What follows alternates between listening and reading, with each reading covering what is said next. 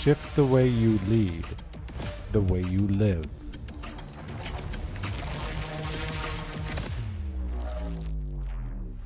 Clarity, courage, change.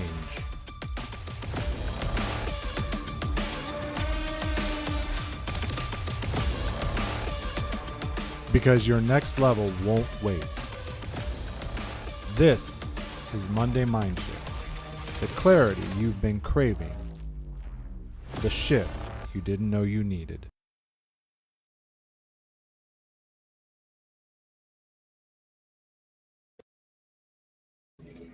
Hello, hello, hello. Happy Monday to everyone watching. Sean Michael here, and I'm glad to have you. Hope you've had a great weekend, and maybe you've got some special plans for next weekend, because in the US at least, it will be Labor Day weekend, if I'm not mistaken. So maybe you have an extended weekend, and I hope you're prepared and ready to join it or enjoy it. Sorry. And I'm a little distracted because someone asked for the link, so I'm trying to take care of that. But go ahead and say hello. Let me know if this is your first time and share where you're watching from. That's the way I know who's here and that people are actually here for sure, because otherwise I just get numbers, and numbers, although useful in many cases, in this case, not necessarily so useful.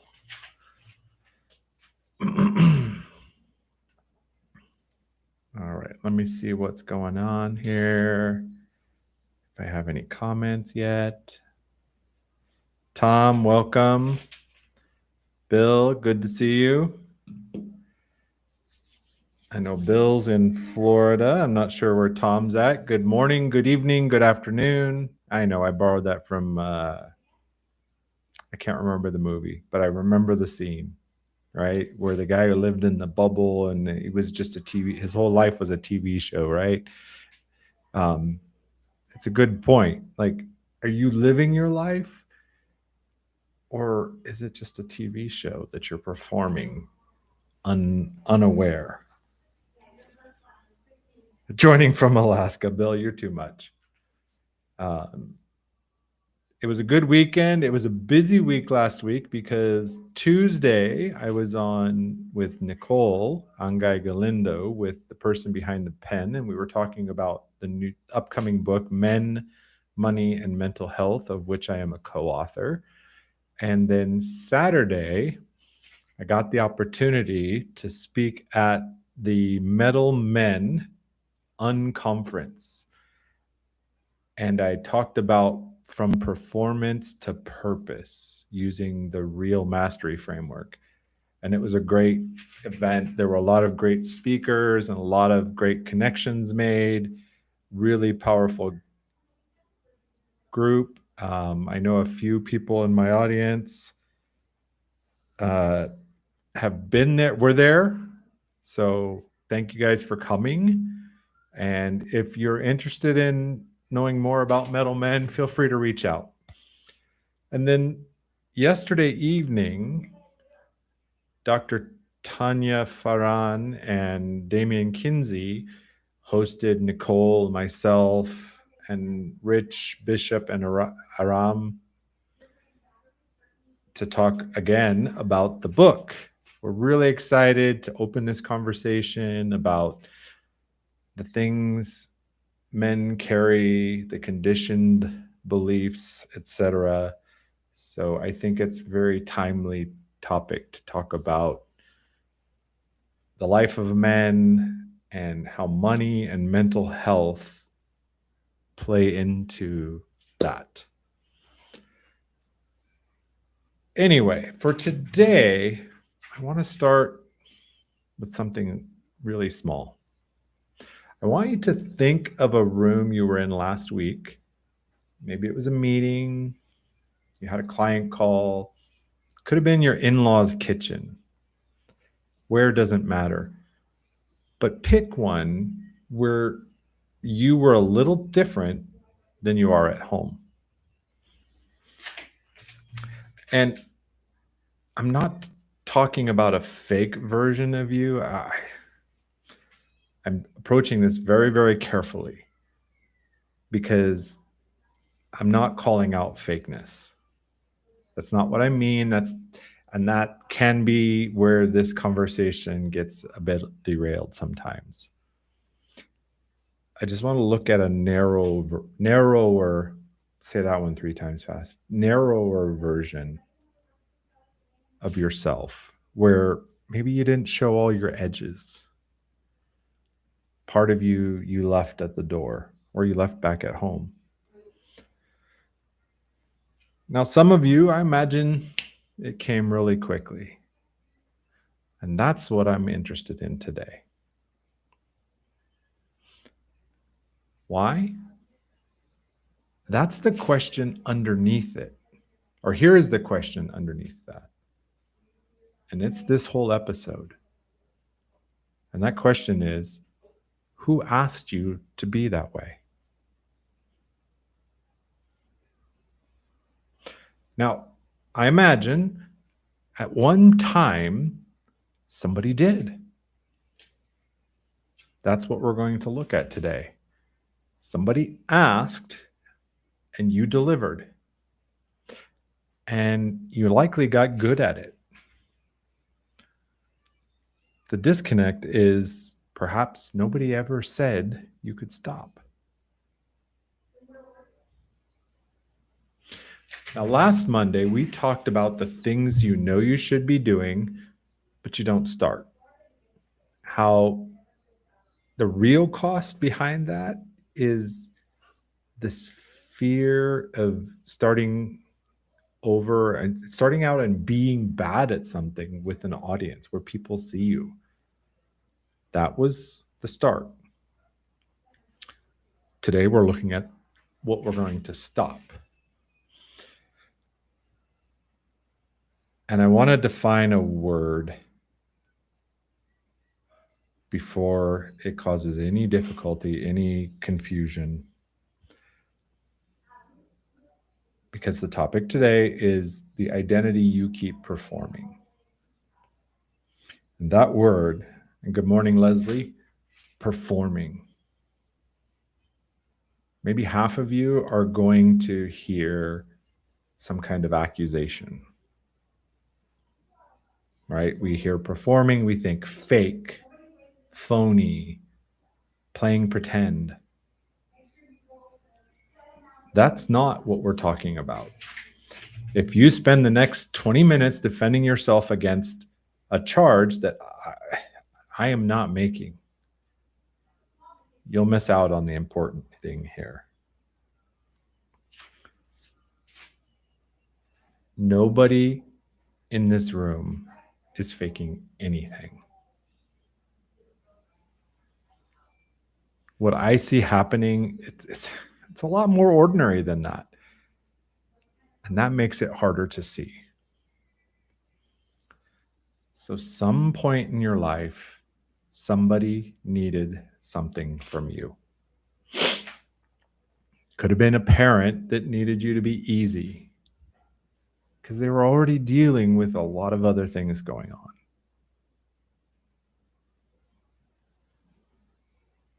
Could have been at work. They needed you to be the one who never dropped anything. Or maybe it was a family member or your family that needed you to be the steady one in the midst of chaos. And you were there. You were the closest. These are real requests.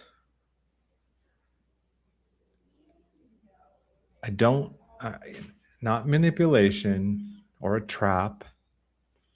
There was an actual need at that season, and you stepped up and answered it.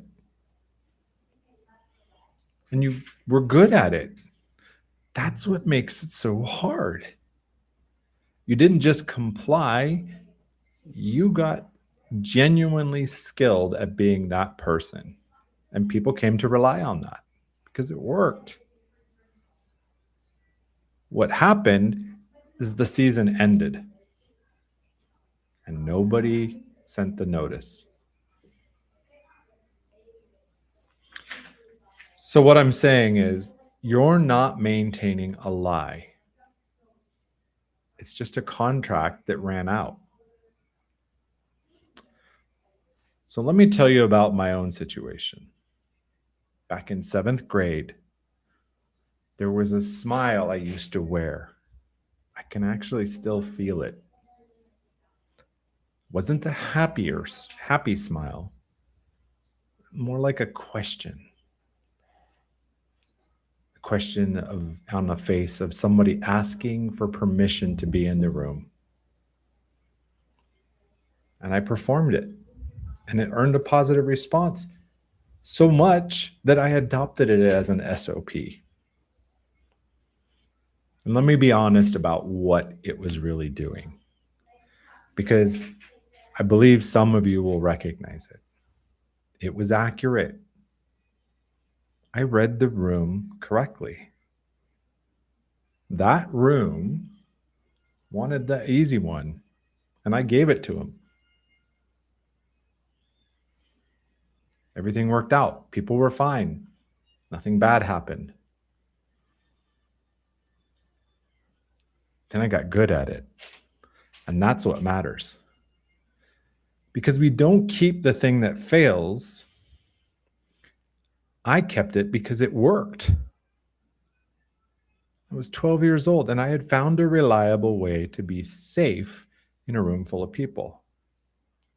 So I ran it again and again and again. However, that classroom is gone. Those kids, they're not kids anymore. They're probably in their 50s. And whatever that room wanted from me in 1981, it stopped wanting it decades ago. And if I could talk to those people, they likely don't even have a memory of ever asking. And here's the truth. The smile, it's still here. I catch myself using it even today. When I'm speaking live, I'm at an event, sometimes even with my wife. The difference is I notice it today, and then I take intentional action from that noticing.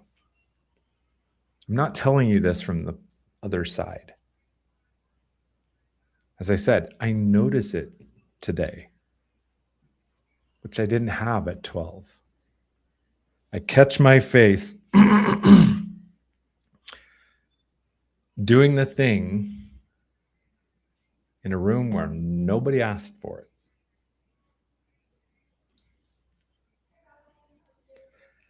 Now, I didn't see Sharon here today, but she said something a while back, and I've been chewing on it.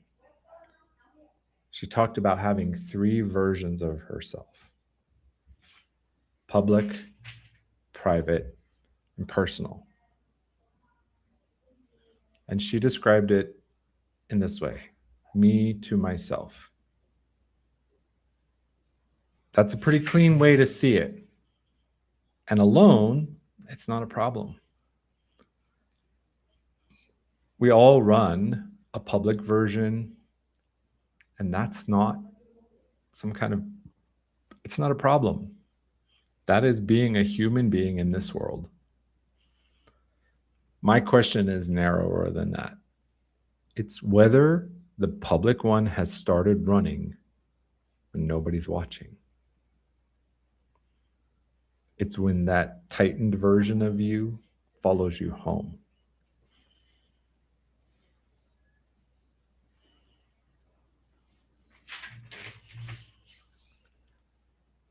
All right, let's see. We got Tom says, doesn't know the meaning of stop, just pivot. Terry, thank you for joining today. Christy, hello from down there in Florida. Yes, Leslie, it is a contract that we have perfect faith and we're loyal to it until somebody, which is really ourselves, says that contract expired. You don't have to run it anymore. Kenneth, welcome from down in Texas.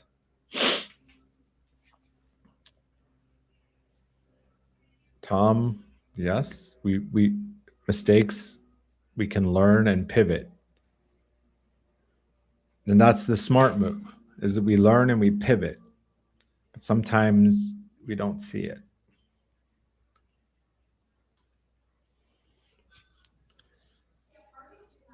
Yes, Leslie, there is a big difference between shrinking ourselves and practicing diplomacy, for sure. Right? There is a time and a place for diplomacy. But self-erasure or shrinking, that has no place.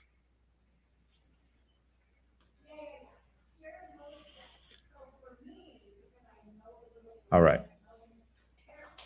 So now I'd like to move to our 2-chair exercise for today. And then the first chair is the one who was asked. That version got built in a specific season. There was a reason. Perhaps a specific person actually asked for it at the time. Now, don't get me wrong. This version, this chair is not the villain in this story. Sometimes we get that wrong. The reality is the one that was asked was correct. They read the room and they responded accurately. Now, chair 2, this is the one nobody is asking for. Same person, pulling from the same skill bank. The difference is this person, this version is sitting in a season when that request is not there.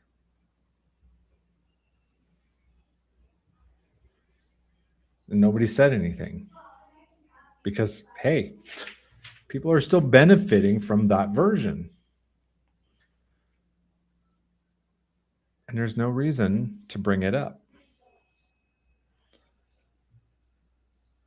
So why do you think chair 1 is hard to get out of?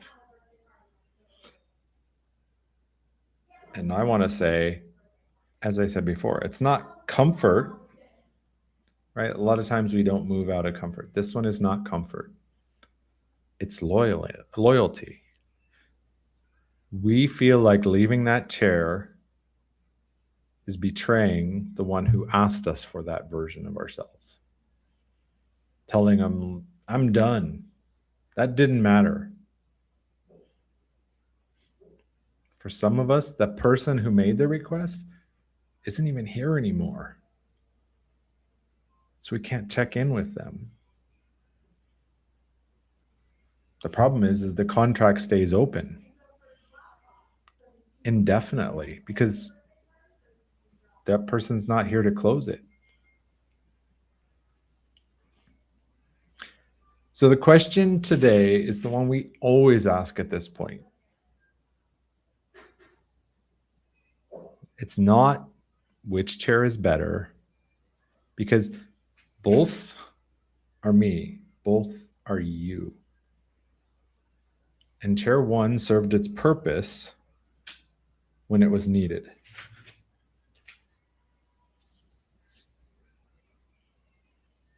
The question is this: which chair are you sitting in right now? And I want to go a layer deeper here and ask, is that request still live? All right. Here's my request from you guys. I love everybody's adding comments, but here's a specific ask. That room that you thought of at the beginning, the one where you realized you were a narrower version of yourself.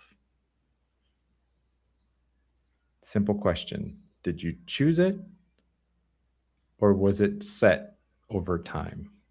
So just one word, chose or set. If you want to, feel free to mention the room, but that's optional. While I'm waiting on those.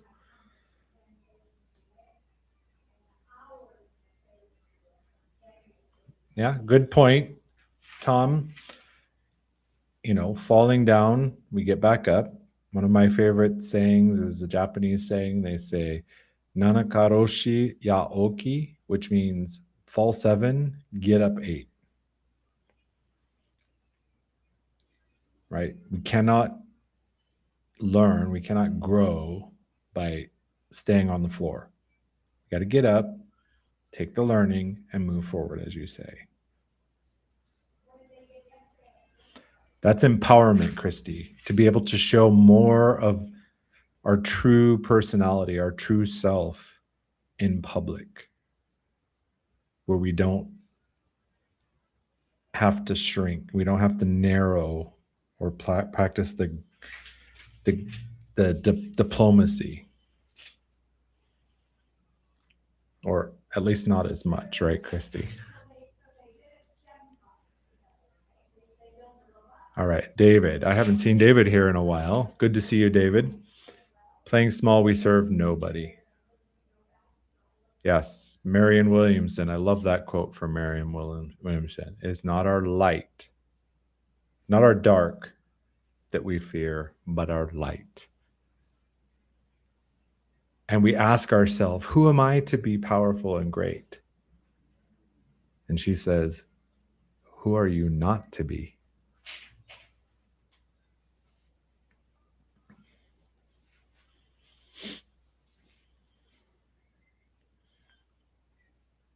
And yes, Tom, it still is we could still call it a pivot.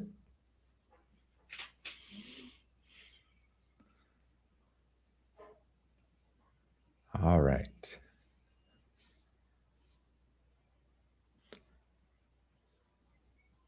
So I'd still love to see chose or set the last time you were in a room that you can remember in the last week where you noticed you were a bit different than you are at home, or you were different than who you are when you're alone.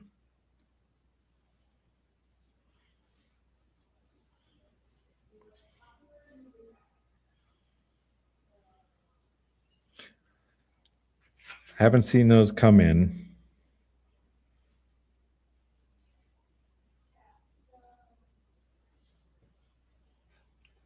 Dropping the gold, Tom. But let me offer a reframe. Identities don't have an expiration process. It's kind of strange. Most of the other agreements in your life, they have an ending. Contract, there's an end date. Jobs, they run out.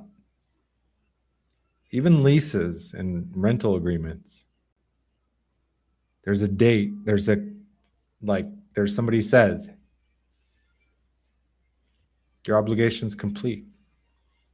Perhaps you even sign something. The challenge is our self-concept, your self-concept doesn't have that. There's no scheduled review or meeting where somebody says, hey, you remember that old thing we asked from you in 2011? Yeah, we're all good now. You don't need to do that. So it continues. And it's not because you decided to keep it. It's because you never got the all clear. I call this identity authorization. And here's what I've seen very few talk about.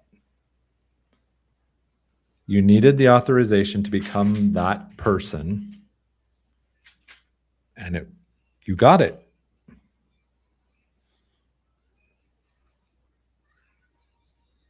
What happens for a lot of people is they never get the authorization to stop. So here's an honest question. Not who are you being, who are you still answering?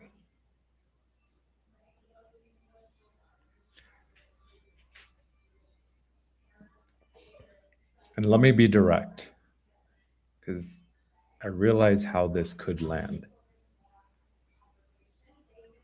If you perhaps spent the last 10 minutes or so realizing that you've been running an old version of yourself for many, many years, and it's not needed anymore,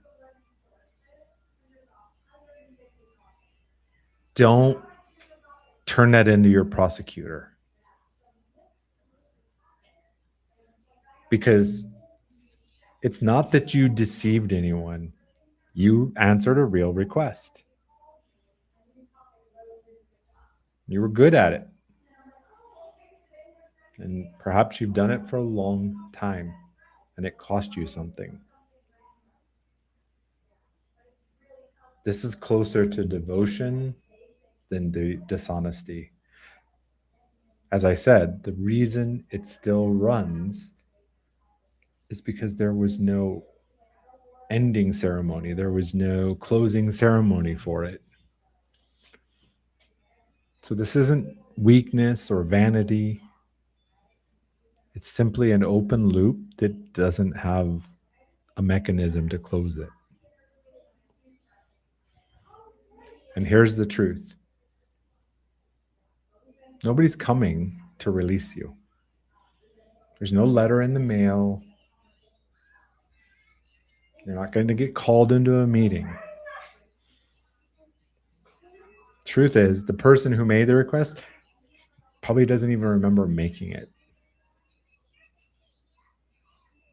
You have to give it to yourself. You have to write it to yourself.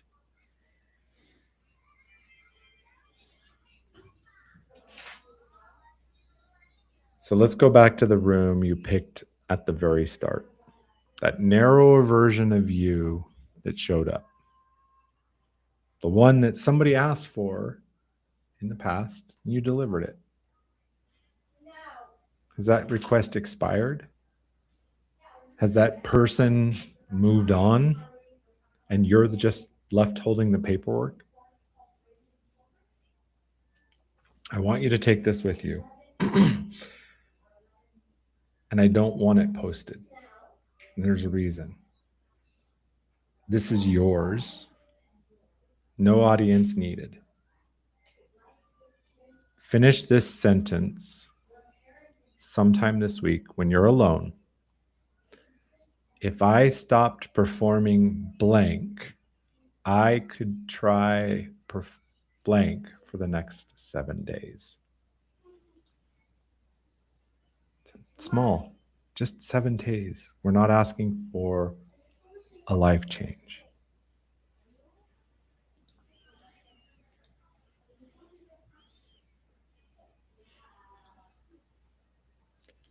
The reflection I want you to take away.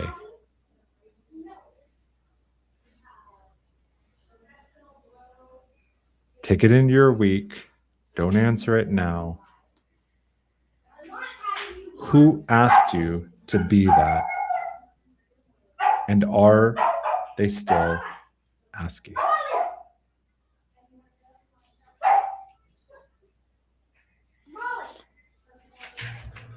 All right, so I got some responses. Let's see. Christy says, used to be more reserved, changed my mindset, decades of letting others dictate next move, false influence, fear of making another mistake. Yeah, those are big, Tom. I choose my future now. David says set. Tom says, I've learned over the last few years, only accept opinions I ask for. Unsolicited opinions are no longer welcome. What's your secret, Tom?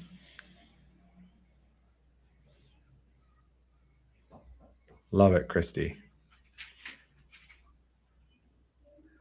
Stop living in survival and look at what will help you thrive.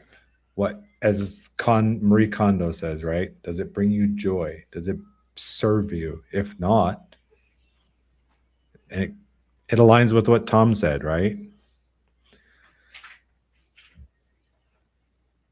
The opinions that come, we can choose to onboard them or not. We can refuse them. Great, that's your opinion. Thanks. I don't have to onboard it.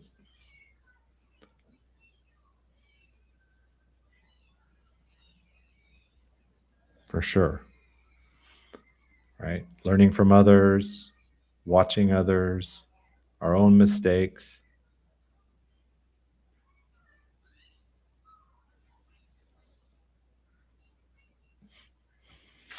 Yes, mindset. Well, and I would even say it's even deeper than mindset. It's kind of what I talk about all the time, Tom. It's an identity update because when you update the identity, the mindset drops in, the behavior drops in, everything else starts lining up when we update the identity. It's kind of like, if you're running your computer and you're still running the old OS, and then all the apps update and then they stop working. Right? Or, I think of it, in building my identity breakthrough engine, I get notices like, hey, this is being sunsetted, make sure you're not using this version, this app on Google Cloud isn't going to be there anymore as of this date. Make sure you update your code. And we do that all the time, right? We open our phone and it says you have updates. Your computer, Chrome. How many times does Chrome say update, just restart? So we do it everywhere, right? We paint the walls, we redecorate the room, we update the OS on our devices or the apps. When's the last time you updated your apps, your iOS? Which programs have you been running that have already sunsetted?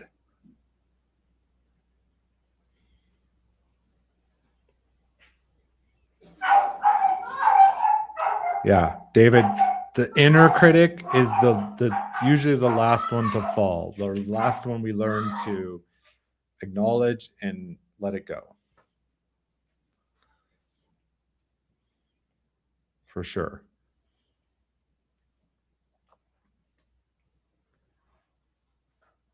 All right.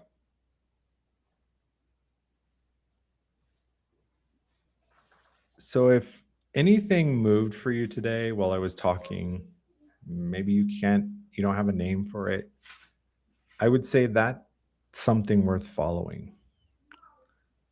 Book an identity clarity call with me. Let's have one conversation looking at what you built, who you believe you have to be in order to deserve it. And we'll find the gap between the two things. Because that's where I do the work. It's where we do the work. I'll leave the link in the comments. Dropping that now. But it's easy. getidentitydriven.com/clarity. No cost, no obligation. Let's have a talk. And with that, I want to go ahead and open up the stage. If anybody wants to come up and share, you do not have to be on video. It can be audio only, camera off, no requirements to be visual. Questions, pushback, confirmation, anything like that.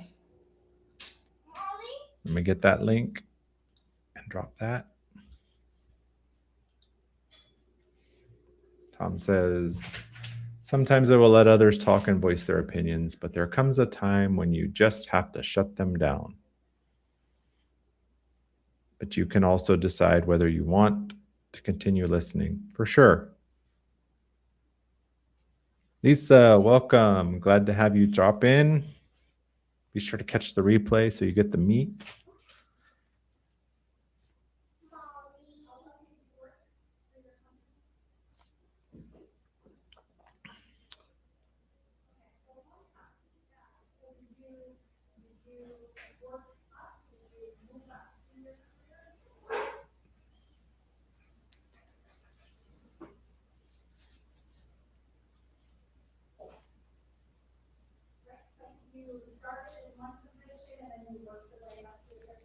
All right. Nobody wants to come up. I know there's a delay. But some additional question is, think about the person in your life who made the request to adapt, the one you accepted that's still running. And ask, is that person still in your life? My class in the 7th grade, they're not in my life. My dad, not in my life. He passed away 20 plus years ago. My mom, same thing. So this is a checkpoint, right? The person who asked for us to be easier, to be quieter, whatever, are they still around? Are they still an influence in your life today? And then another question is, would they even recognize the version that's being maintained?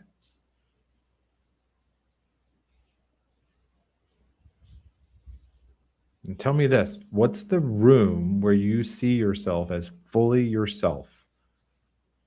And think about, what's the difference? What's different about that room where you get to be fully you?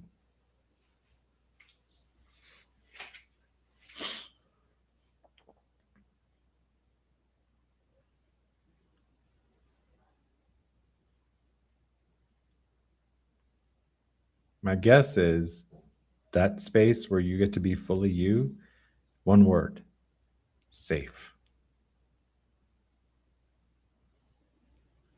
So write out to yourself, what is it about that room, that situation, that you feel safe? Why do you feel safe there and not safe over here? And with that, let me say thank you for being here. I appreciate your questions, your comments, your presence, whether you're here live, like Tom and Christy and David and Bill and Lisa and anybody else that I might have missed. Leslie, Kenneth, I appreciate you being here. Terry dropped in part-time at least. Thank you for being here. Your time is appreciated. It's the one resource I know we all have the same limit. And we can't store it for later. We can't go get more like many other resources. So I appreciate that. And one final word. If there's a version that you're running because somebody asked for it a long time ago, but you never got the closing letter, write yourself that letter to this week. Nobody else will. Thank you very much. Have a great week. And I will not be here next week because I am attending a summit here in Guatemala called the Volcano Innovation Summit over the weekend. Have a great Labor Day, and we'll see you the following week for Monday Mindshift. Take care.